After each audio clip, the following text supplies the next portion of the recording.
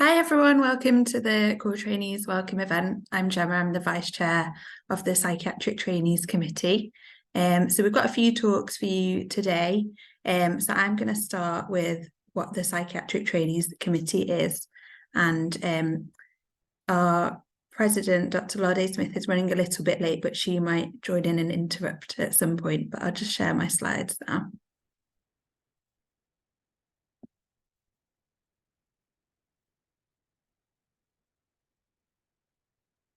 So thank you for choosing psychiatry training. We hope you're excited to start your core training. And there might be some core trainees here that have been with us a while and just here for updates. So welcome.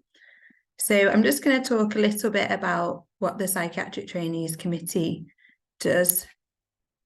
So I guess from a trainee's point of view, there's several things that we're interested in. So we're looking at what's good training from a content point of view, what's good training from a process point of view.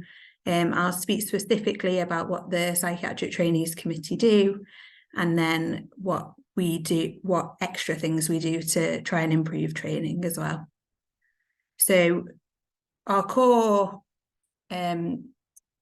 mission is to work with the college on the content and processes of training. So with regards to content, we feed into the college with regards to what we think is important with regards to clinical knowledge, formulation, evidence-based communication skills, and also those wider skills looking at leadership, education.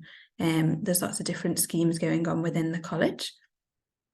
And then we also look at what make good processes and what help to implement that content. So we feed into the curriculum, learning materials. We try to advocate that assessments are representative of the skills we need to develop, and that they are valid and easily accessible for all types of trainees, and looking at things like differential attainment and trying to overcome those barriers that some trainees have. But our core role and how we do that is should be 50 trainees across the UK and a few extra specialist groups. There are a couple of vacancies at the moment, but we do have about 45 reps. So you'll have some local reps within your region, what is known as a deanery or a devolved nation. There's usually 3 to 6 reps, depending on how big the area is. And you should be able to feed back to them any issues that you have with anything college related. So it might be exams, curriculum. There is a bit of overlap between what we do and what used to be called HE do, or Health Education Wales, etc. But sometimes the reps might direct you back to HE if they feel that that's more appropriate. But where we can, we'll help you out and we'll direct you to the appropriate person. So we sit on most of the college committees, and there's a vast amount of committees looking at the education and training. There's the examinations committee, curriculum committee, assessments, and then there's lots of other groups, like the special interest groups that we'll have a talk on a bit later.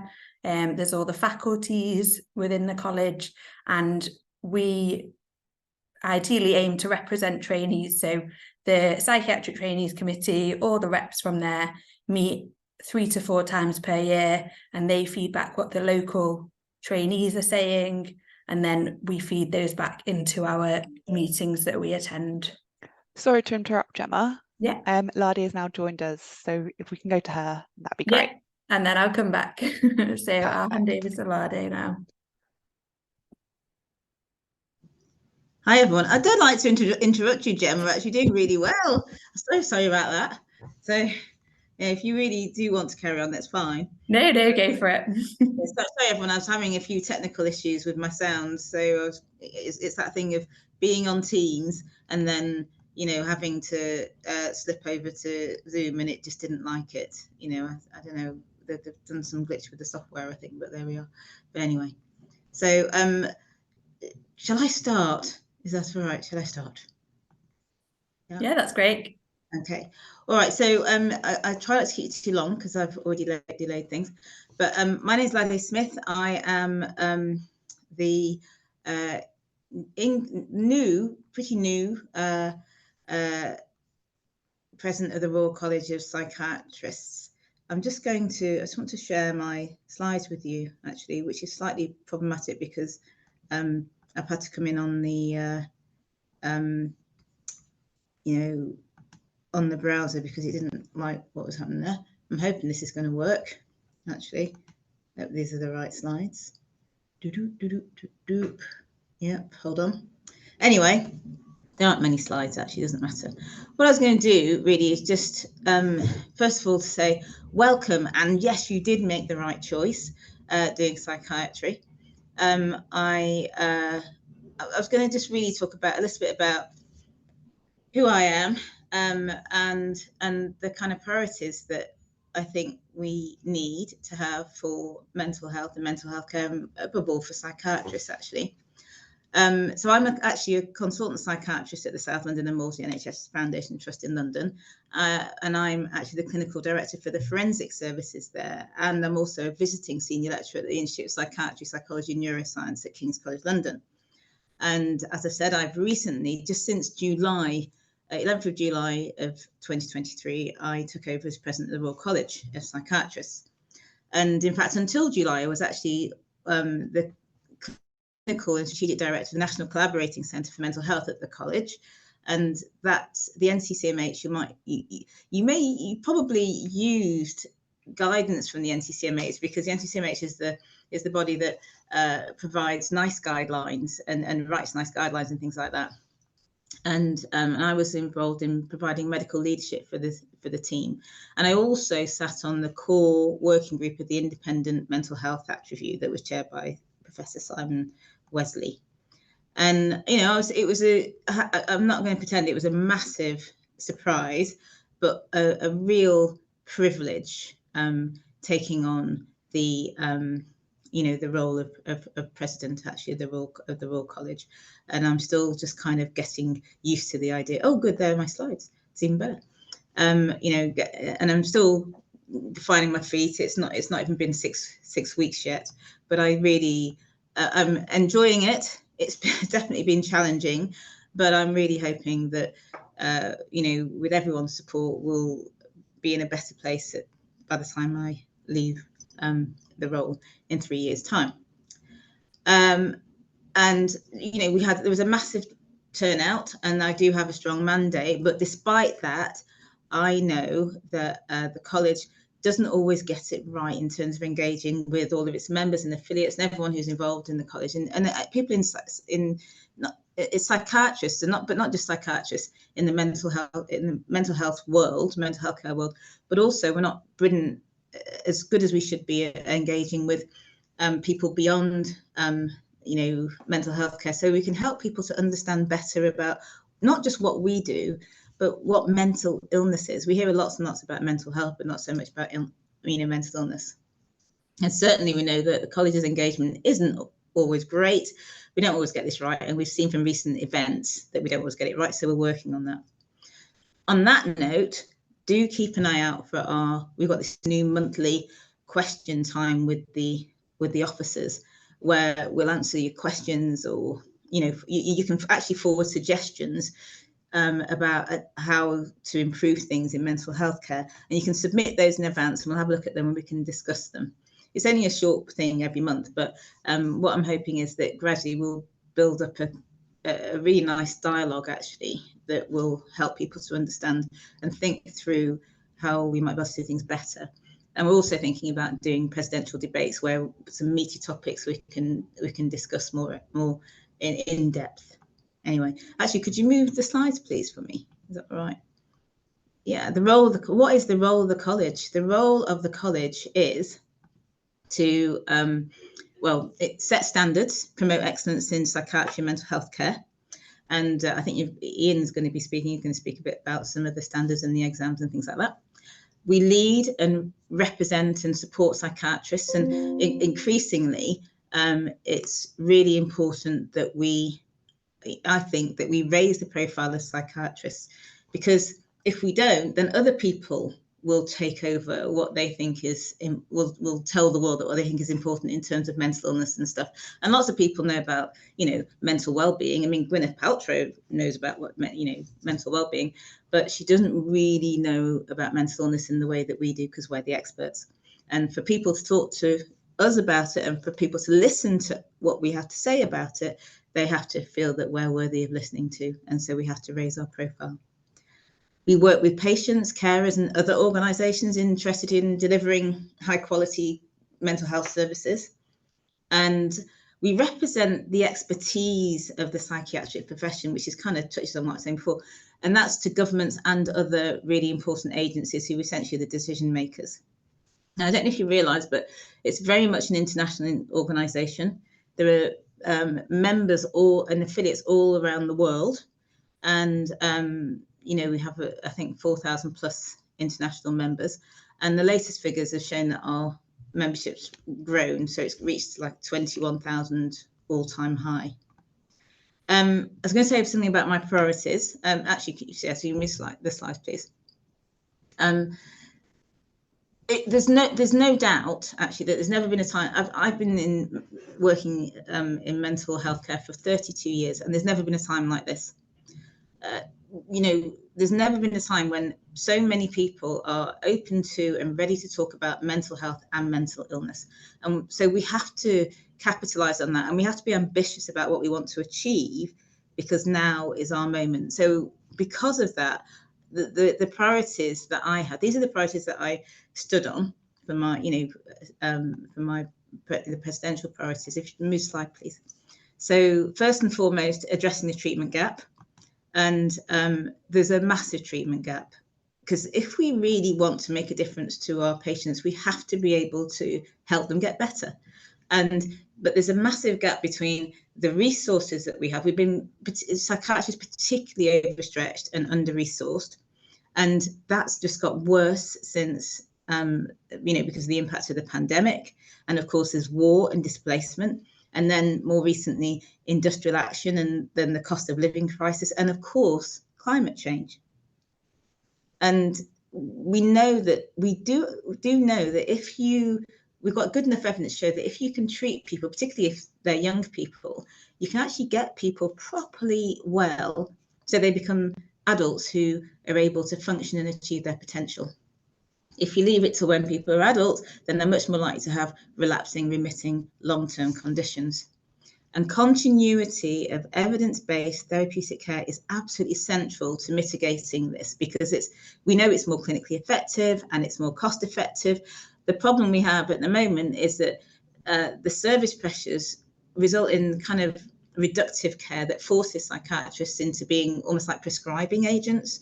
There's more and more expectation that, we don't do much other than prescribe medication to people. And that's demoralizing. That's not what we're trained for. And we can do so much more than that. We do the depth and the breadth and the length of everything. We can deal with the complexity in a way that other professionals can't. So our patients deserve much more than just prescribing agents. They need really good, high quality care in safe and therapeutic environments. And part of the reason that we're not able to deliver as good a care as we would like to in every circumstance is that because for too long, mental health services have been the poorer relation to physical health services. And that, particularly when it comes to access and even standards for waiting times. I mean, I find it astounding that the time it takes for you to be seen. If you get referred to mental health service, there's no actual standard for how long you could be seen. So one service might see you in 6 weeks, another service it might be 8 months. It's literally it's arbitrary, and it depends almost on the whim of the local service. That means we've got to continue to argue the case for parity of esteem, especially because we know the longer you leave things, the worse they get. And that's just bad for the individual, it's bad for their families, it's bad for society, and frankly, it's quite costly.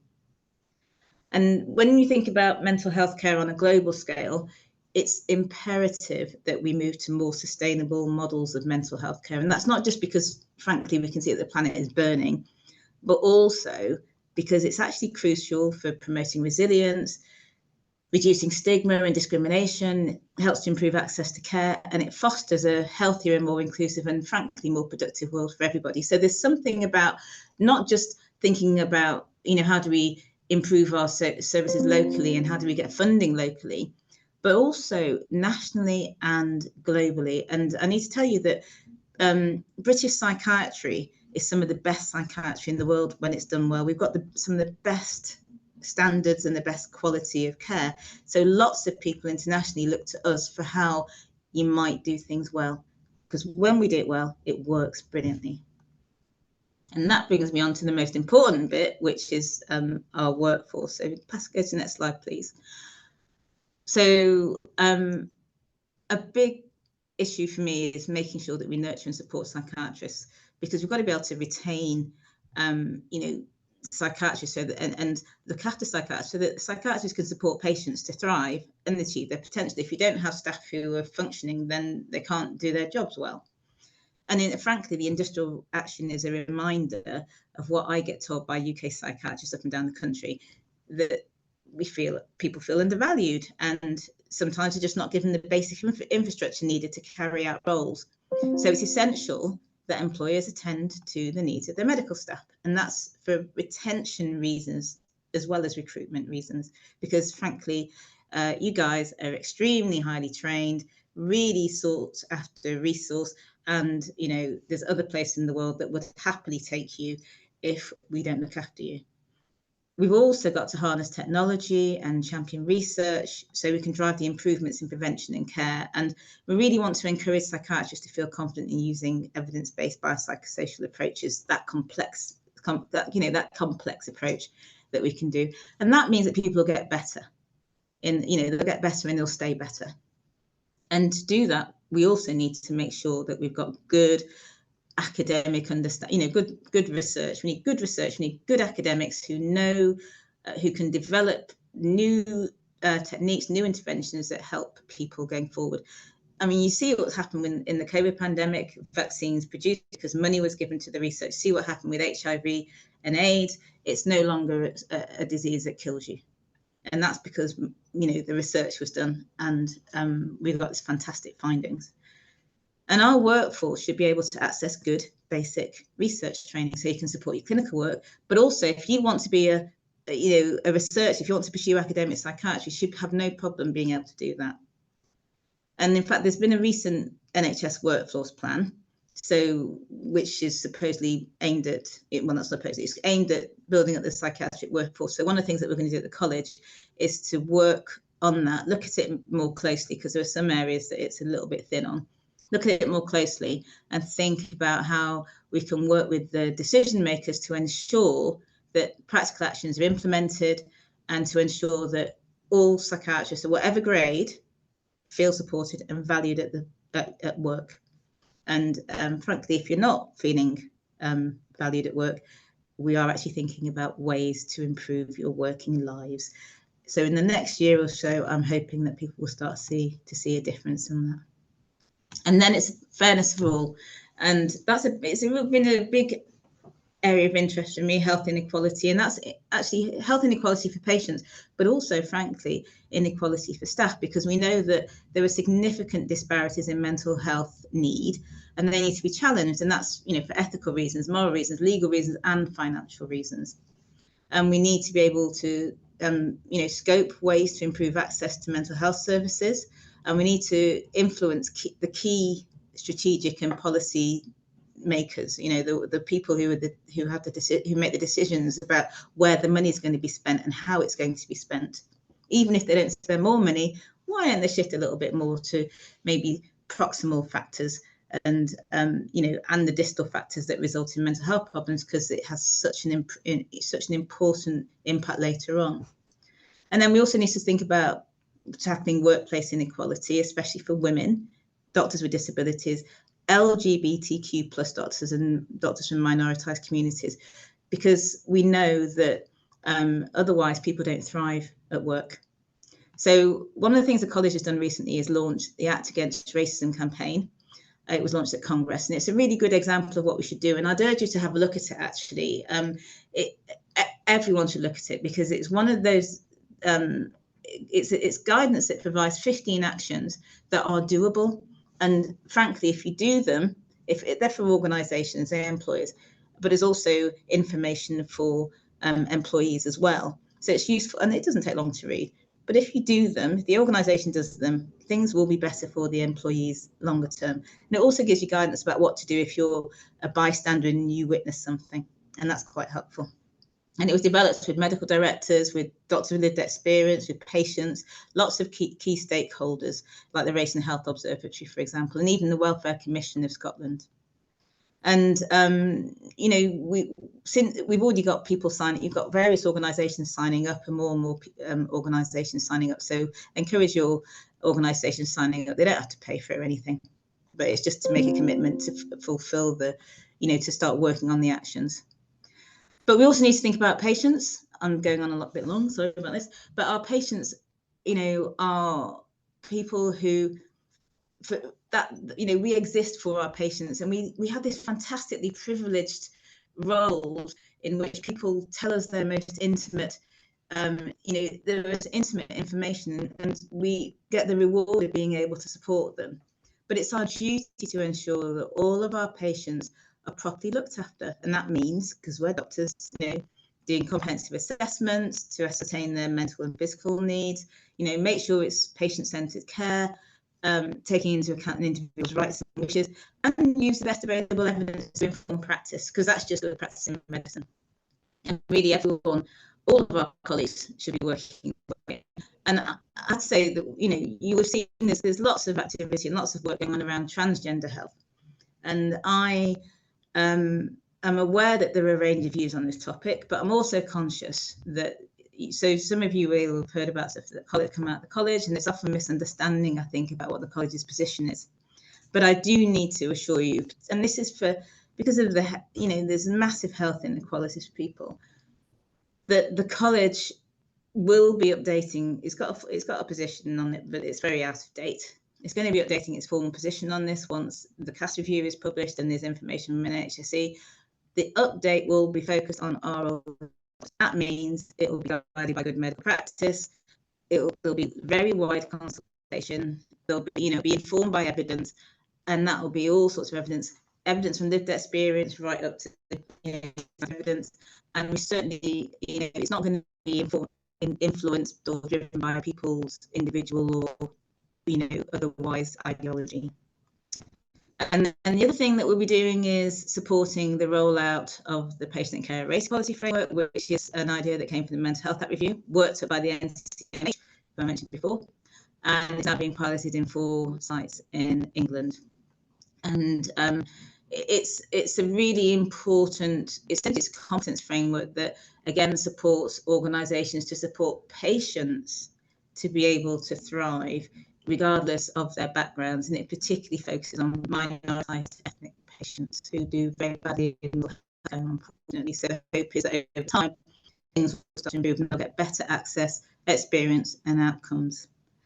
And then what can I say finally, together with the officers, so the officer college are the president, the dean, the registrar and the treasurer, and we work with the Devolved Nations chairs, faculty division chairs, and we develop a college strategy, and we'll be doing that shortly, and that will be helped by our president. Liz. Actually, in the next slide, please.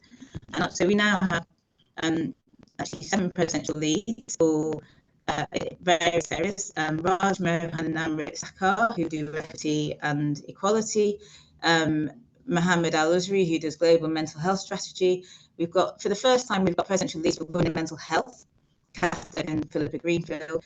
We've got president leads for compassionate and relational care, Russell Razak, and that's because we keep having panorama programs with people being horrible to people with mental health problems or learning disability.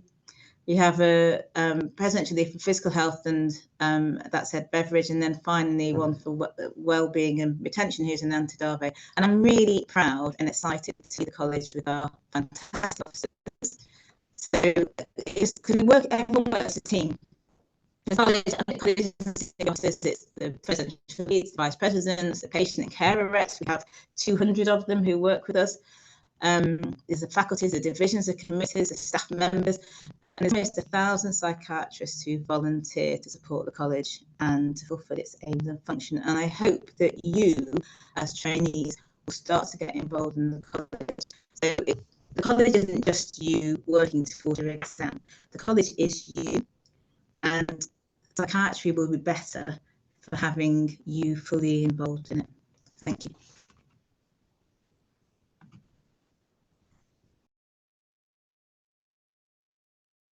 Thank you very much, Lade.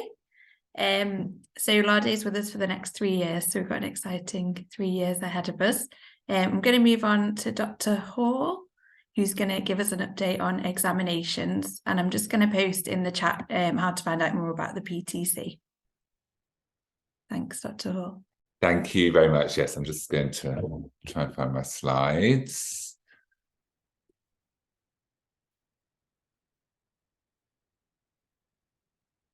That's looking hopeful. Yeah. So yeah, welcome everybody again. It's great to see all the trainees here, the new trainees, and I hope you really enjoy your training.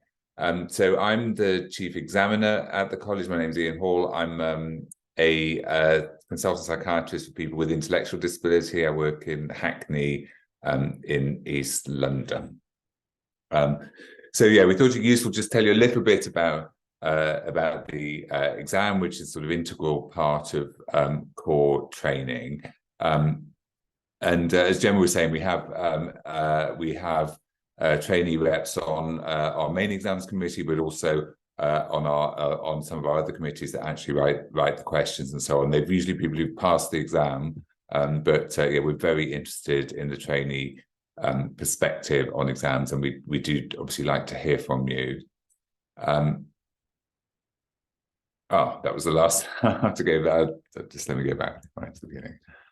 There's all the spoilers there. Okay, so the exam is yeah, part of core psychiatric training.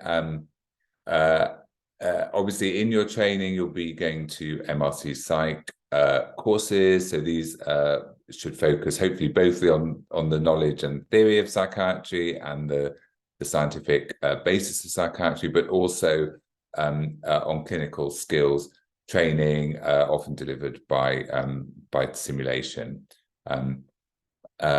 You'll have formative assessment, and hopefully, I think we'll say a bit more about that, and Indira will probably say a bit more about that later, but there's formative assessment as part of your training, so that's mostly workplace-based assessments and your portfolio, and then the exam is the summative assessment, and you need to pass the exam in order to enter higher specialist training in psychiatry in one of the 6 specialties of psychiatry. So our theory papers are the 2 of them, and sorry, I'm just trying to move things around on my screen. The paper A is the scientific basis of psychiatry, so that's the basic sciences, and any fully registered medical practitioner can enter that. So some of you may have already done that in foundation, some people do that. And then paper B is the clinical topics and critical review, which is looking at studies and analysing studies. And to do that, you should be on the psychiatric training programme, and we recommend you do that after 12 months training in psychiatry. And both those papers at the moment have 150 multiple choice questions in each of them. They're 3-hour papers. We've reduced the number of questions to help us address differential attainment. So now we have 150. And then we have our clinical exam, which is called the Cask, which stands for Clinical Assessment of Skills and Competencies, and that's a 16-station OSCE exam. So that's 16 clinical scenarios, which many people, certainly the people who've been to UK medical schools, will be very familiar with this type of exam.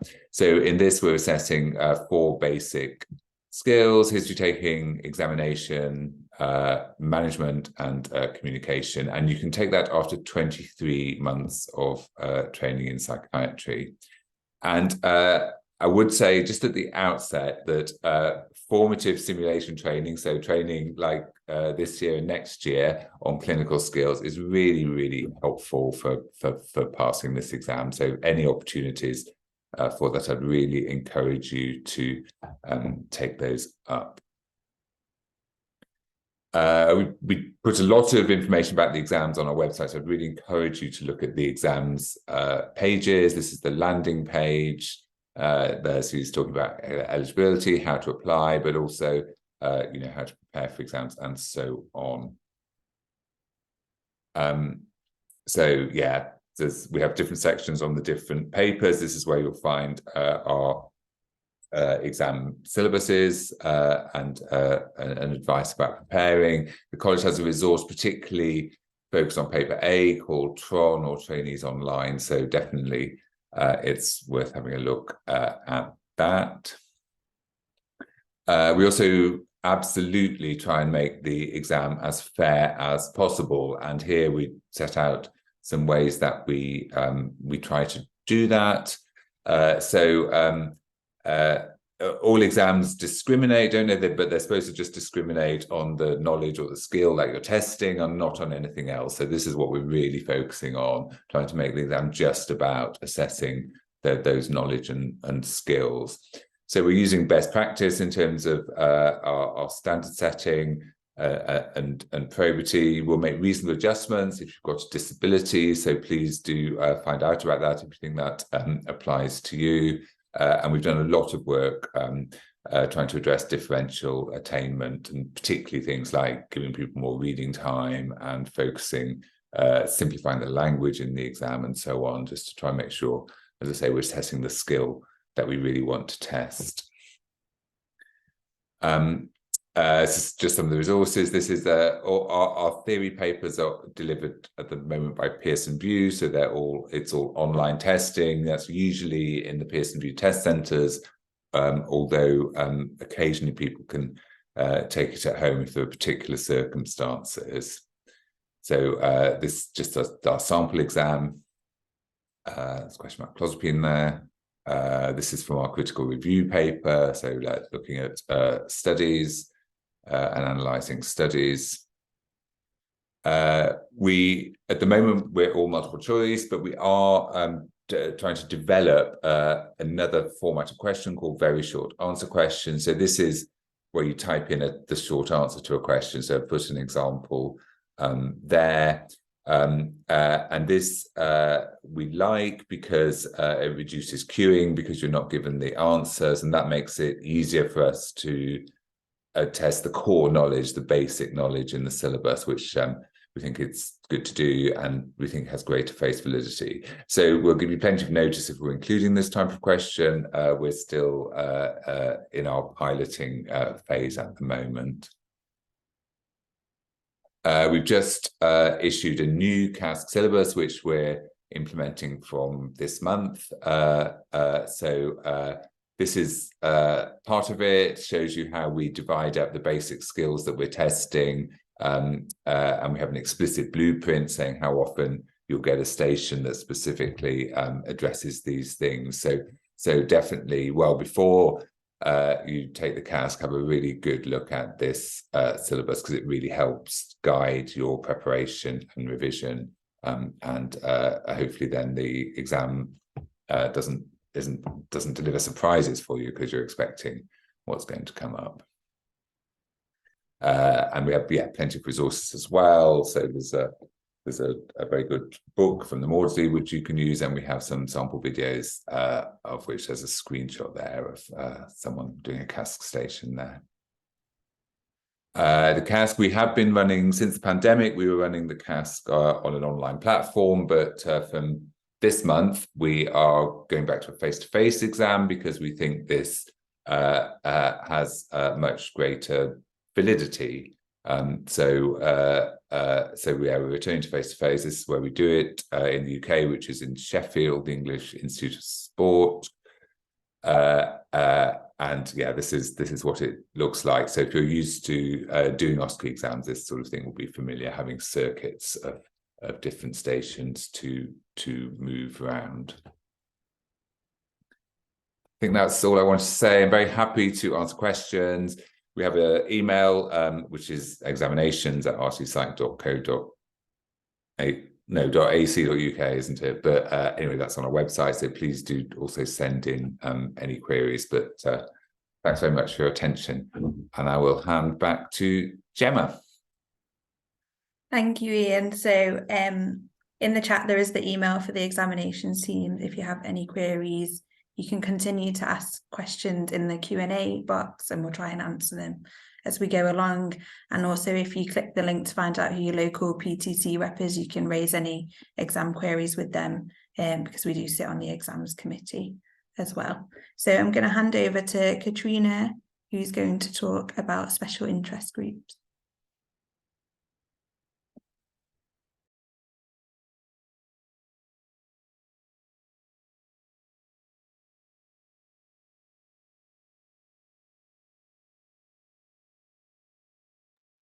Hi everyone. Hopefully you can see my slides okay. So I'm just going to talk through a little bit about the special interest groups, which you may have heard of. So we have 15 special interest groups at the college. So aside from our faculties, which represent the main specialties within psychiatry, the college also has 15 special interest groups. So those provide a forum for members to come together in a particular area of psychiatry.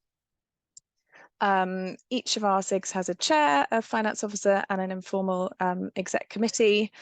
We do have trainees that sit on our SIG committees as well, if you're interested in that. So I don't have too long, so I'm just going to quickly whiz through the ones that we have at the moment.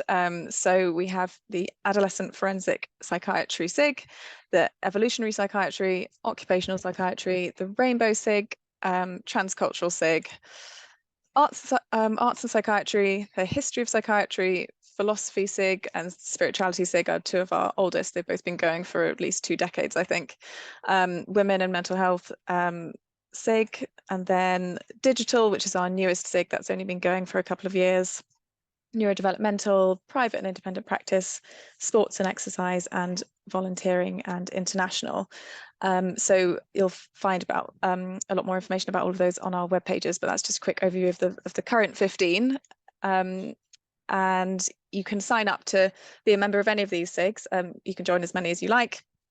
And that basically means you're sort of on our mailing list. So we'll send you newsletters, which keep you up to date with blogs and events and various goings on with the SIGs.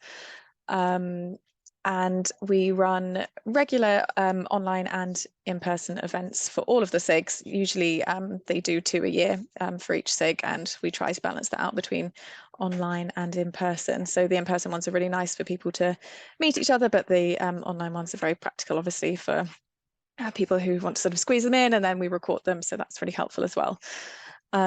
So we have a filter on the events page if you want to look for SIGs events specifically, but we also send out emails about those. And if any of you are at Congress, we have drop-ins for our SIGs where you can meet the exec committee. Here's a few photos from one of the SIG drop-in sessions last year. That was the Transcultural SIGs. That was a really nice event for people to meet and have a coffee and chat to other SIG members about the plans for the year ahead. And something I thought would be of particular interest to you all was the SIG prizes. So we've got a WIMSIG essay prize, a volunteering and international essay prize and video prize. Sports and Exercise have a poster prize, and Spirituality SIG have an essay prize. And the Rainbow SIG have just launched a new essay prize this year. So those might be of interest. There's details on the web pages for all of those and the deadlines there. And they're all open to you all. So if you aren't a member of the SIG already, then you can add yourself to the SIG by logging into well, you can go on our webpage where it says find out how to join the SIGs, and then that will take you to the back end if you log in, and there's an area that says my special interest groups, and you can just select all the SIGs you want to join. I've just signed up for all of them here as a test, but you can sign up to whichever ones you are interested in. You can change that anytime on your profile. So that's an email address which you can contact me on if you have any questions. And each SIG has its own webpage with loads of resources and information. So please feel free to reach out to me if you want to hear more, or go on the SIG's web pages individually to get in touch, and hopefully see you at some of our events, and the prizes as well. If you want to enter any of our prize competitions, that would be great. And there's cash prizes for all of those. So yes, if you have any questions, just let me know. That was a real whistle-stop tour, sorry. That was great, very efficient, thank you. So now we're going to hear from Kate about the e-learning resources that we have available to us as trainees. Great, thank you, Gemma. Oh, that's better. Thank you very much. So yeah, I'm just going to quickly, I know we haven't got loads of time, so I'm just going to quickly go through the e-learning resources which are developed specifically for trainees. So we've got a set of resources called Trainees Online, or TRON for short. And this is basically a revision tool designed to support those preparing to sit the MRC Psych Paper A exam. It's free to access for anyone registered with the college as a trainee, member, affiliate, student associate, or foundation doctor associate. So basically all you need to do is create a free account and or log in, and the site will recognise your status automatically. If you're not registered with the college, the subscription fee is a very reasonable £53 for 1 year's access. And that's to all of the TRON content specifically. So the content is mapped to the Paper A syllabus, and the full mapping is available on the website should you wish to have a look. So if you go to the e-learning hub on the website, there's a link to that there. So the modules are written by post-membership trainees, and they're all approved at various stages throughout the production process by the exam panel. So they're very reliable. We know, you know, as learners, that these have been created and signed off by experts in their field. Next slide. So TRON is hosted on the e-learning hub. You can search the catalogue on there using a selection of tools. So there's you can go by keyword, content type, duration, category. So it's very easy to use and locate what you're looking for. So if you'd rather, you can choose modules which you can choose which ones to select by searching through the syllabus mapping and working through them in that way as well. So that's another route into finding what you're looking for, or to connect up your learning directly with the syllabus, so that you know that you're covering all areas that are going to come up in Paper A. And you can find that mapping online as well on the support pages. If you look up TRON mapping at rcpsych.ac.uk, you'll find that on the site. Once you've chosen a module, you just need to follow the steps to open the content and begin your learning. Next slide. So the modules are built in a modern template. This was completely updated in 2019 when everything moved across to a new learning management system. So the look and feel of the content is now much more up to date. It's a bit more user friendly and so on. And there are tools in there that are being used to try and make the content more engaging as well for you as learners. So you can work through at your own pace. So if you need to stop at a point when you're halfway through something, it will remember where you are. So you can just log back in when you're ready and pick up again from where you were. And the structure, there's always a set of learning outcomes at the beginning. So this will outline what you should know and what you should be able to do upon completion of the module. Next slide. So the modules include various different types of interactions. This is to try and keep you engaged and just keep it more interesting for you as learners. So it's not just text, it's images, interactive tasks and so on as well, and videos and podcasts and lots of bits and bobs like that, just to keep the learning a bit more exciting, because we all know it can be slightly dull at times if you're just trying to study for an exam or something like that. So we've done our best to do that, and we're always trying to improve the content as well. If you've got any thoughts on the content, on the structure, things that might improve, you're always welcome to contact us at e-learning at rcpsych.ac.uk for any suggestions you might have. And yep, just a quick thing about the end of the content. So at the end of a module, there are always recap questions. So this helps to consolidate your learning, and these will be either extended matching items or EMIs, which are the same as EMQs, extended matching questions, or multiple choice questions or MCQs. And as you know, those come up in the exam itself as the format for your assessment. Once you come to the end of a module and you've completed it, you'll be awarded a badge. So you can keep track of which modules you've completed as you're going along. And if you click on the awards section within the site, you'll be able to see all of the badges that you've completed and just keep track there of what you've got through thus far. And the next one. So along with the module content, there's a collated list of useful resources provided in each module. So there's lots of additional things that you can click on, learn further things from outside of the module itself, but links to useful other resources, references, key reading, and so on. And there's also take-home notes at the end. So you've got a document containing all of the key takeaways from the module, which you can then come back to when you're in revision mode and you're thinking, okay, let me look at my key notes on a particular topic, and they're really helpful for that. Next one. So elsewhere, we've also got CPD e-learning. I noticed somebody in the chat mentioned about more advanced learning.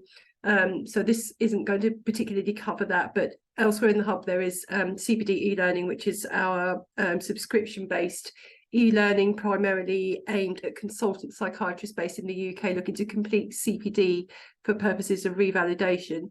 So this is what we would consider at the moment some of our more advanced content in that regard.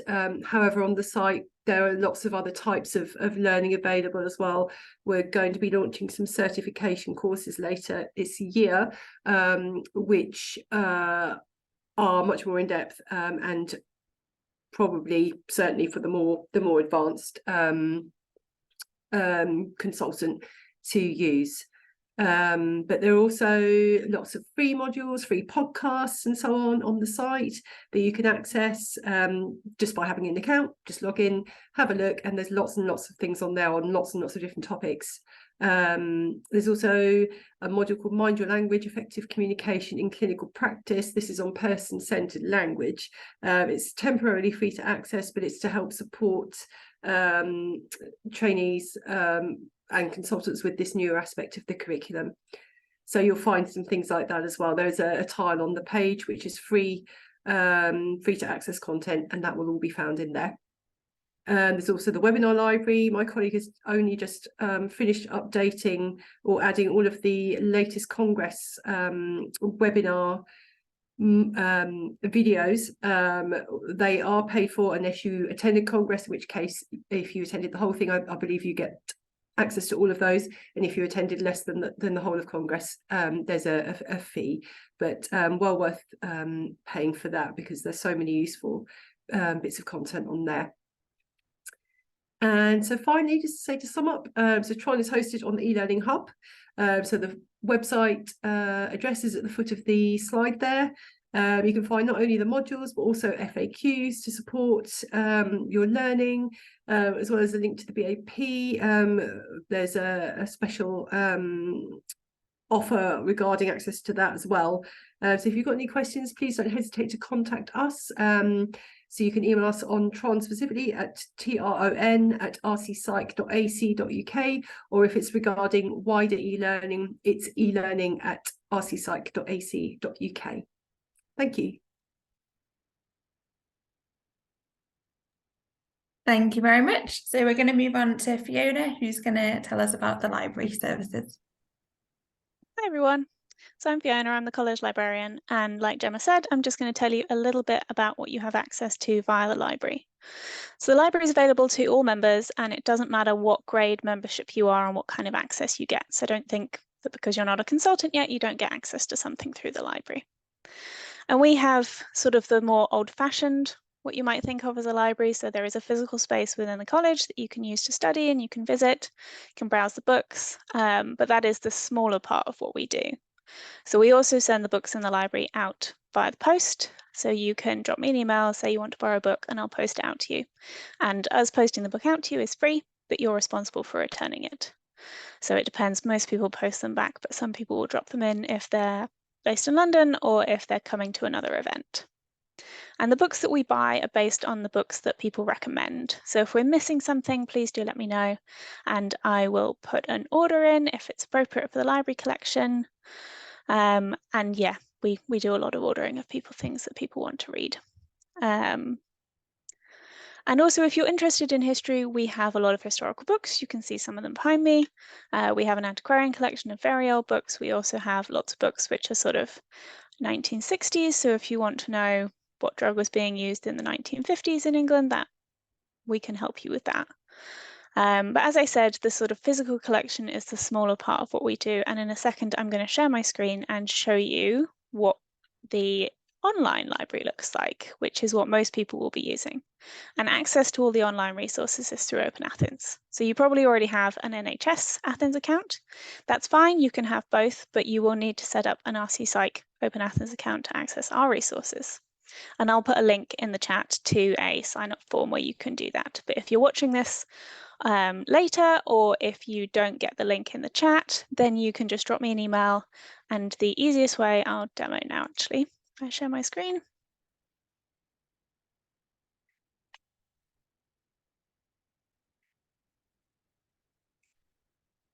Wow, Zoom throws me every single time, being different to Teams. Okay, so hopefully you can see something that looks like Google, but if not, hopefully another panelist will tell me. So the easiest way to find the library is just to Google RC Psych Library.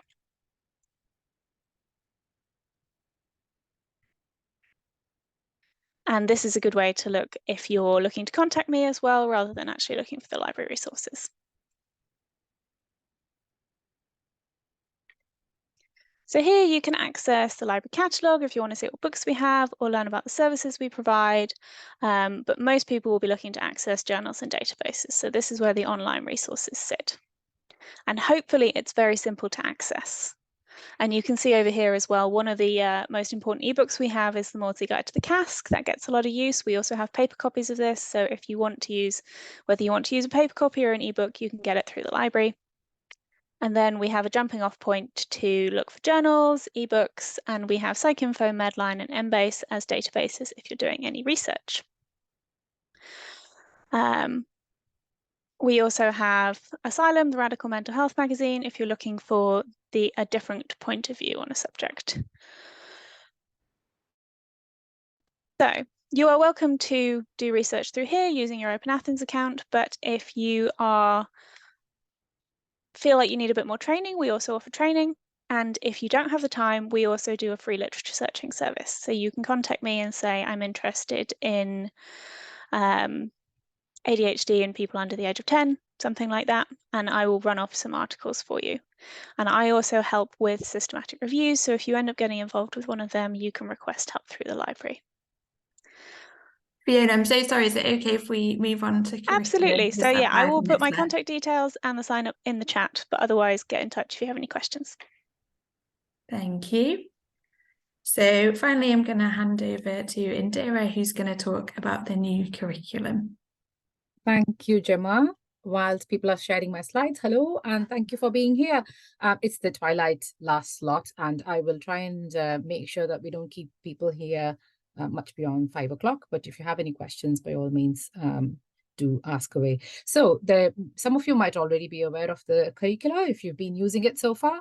And for those of you who've not used one before, this is really to support you and to help you get through your training and for your growth and for formative assessments, as Ian already explained. So the curricula that we have based everything upon is mapped up to the General Medical Council's professional capabilities as shown here. And next slide, please. They are very much similar to what's expected from GMC. So we have the same 9 domains. We wrote these recently, and this new curriculum is in place from last year. So you may notice some of your colleagues still using the previous curriculum, but that will soon be gone, and everybody has to be on the new curriculum from 2024. So if you're new to using curricula, new to doing workplace-based assessments, please do talk to people around you. They might be able to buddy you up with somebody who's already been using curricula and workplace-based assessments locally, who can help you. Wherever I work, We have some local sessions regarding e-portfolio and the curricula to support newer trainees, and you might have one going on for you locally as well. Next slide, please. So in terms of the high-level outcomes, there are 9, and we expect that trainees should gain some experience in understanding what all of these are throughout their years in placement and be able to achieve competencies in all of them before they finish training. Next slide, please. They're further splits, each of those, into 2 or 3 different ones. Next slide, please. So the other documents to be aware of that are available on the college website are the Psychiatry Silver Guide. We have tried to answer as many questions as possible with questions that may arise with respect to training. Somebody had asked a question about people going out of sync, etc., and dual training and things like this are all covered. If in doubt, there is an email address for the curricula from the college, and any question will be answered. No question is too small, so please feel free to check locally with your supervisors and TPDs and ask the college if you need any more information. So there will be core, specialty, and subspecialty curricula available. We'll talk a little bit more about placement-specific PDPs, but lots of information is available online as well, and you have to be familiar with these documents. ARCP decision aids are they're published online on the college website, and you may be able to look at them to see where you need to be and what you need to have achieved before you go on to your ARCP, which is once a year for your local schools to check where you're up to with your training. There is also some documents about end of placement expectations, and you can have a look at what is expected of you at the end of a CT1 post, for example, or a CT2 or a CT3. The assessments, the workplace-based assessments, are numerous. I think we have about 8 of them, and try and understand each one of them as you go along. Next slide, please. So the Silver Guide covers quite a few things, as we already discussed.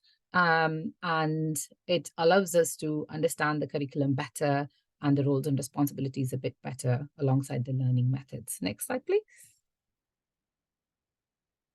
So all the curricula will look similar. The core curriculum and the higher curricula for all the specialties and subspecialties all look very similar, because that minimizes confusion and trainees can show progression in the various HLOs. Next slide, please.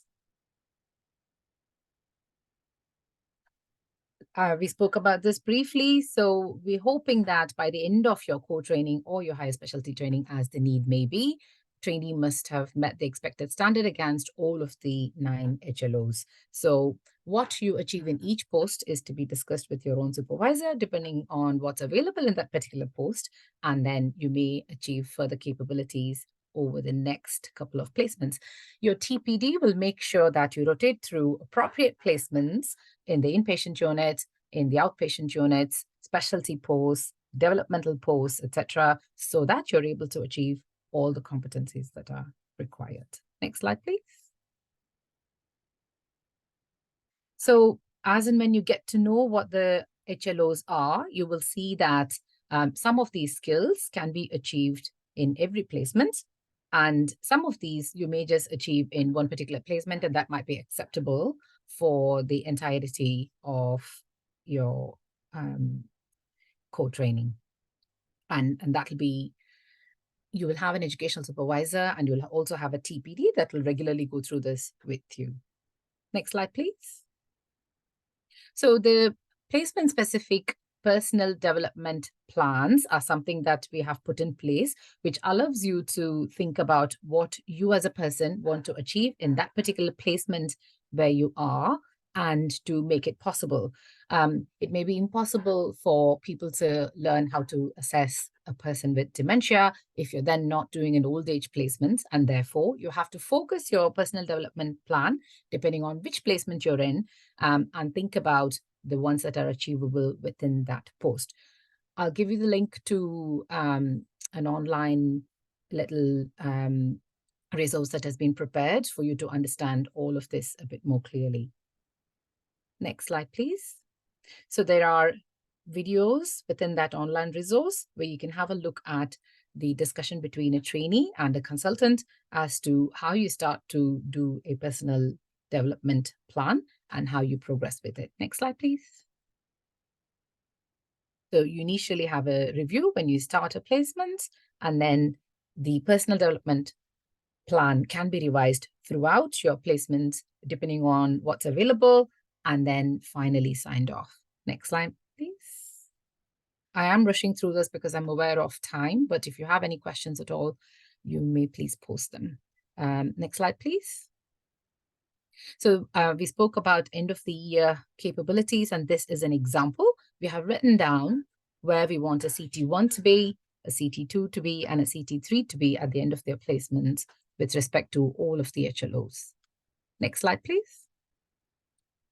So here is the e-learning package, and it's available online, and that might be really useful for you to get a good idea as to all the information that's available about the new curricula.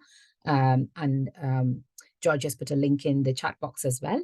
Please do start your personal development plan as soon as you can. I do hope you've all met your supervisors and you've started to have the conversation with them already. You will need to keep thinking about the PDP and whether you're achieving them throughout your placements.